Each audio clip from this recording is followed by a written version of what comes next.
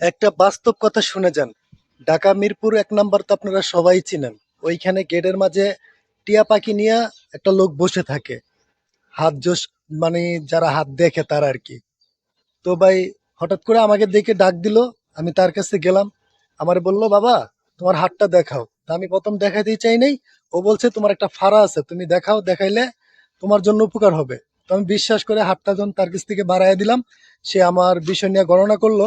সে বলছে তুমি খুব ভালো মনের মানুষ, তুমি সরল সোজা একজন মানুষ, সবার সাথে মিশো আর সবাইকে ভালোবাসতে জানো, আর তুমি জীবনে ঠেকবা না, তুমি অনেক কিছু পাইবা জীবনে। তো ভাই ওনার কথা, এটা ম্যাক্সিমাম আরো 10-15 বছর আগের ঘটনা।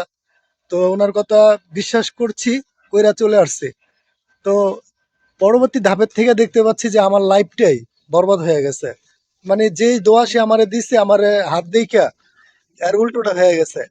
তো এখন বর্তমানে আমি সবই হারিয়ে ফেলেছি। আমার বলতে আমার কিছুই নেই। আমার ভাগ্য মনে হয় উনি একটা কিছু কইরা ফেলাইছেন।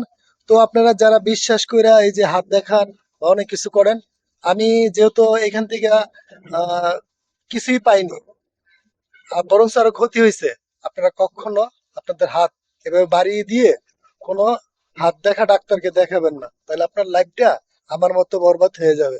আশা করি সবাই বুঝতে পেরেছেন।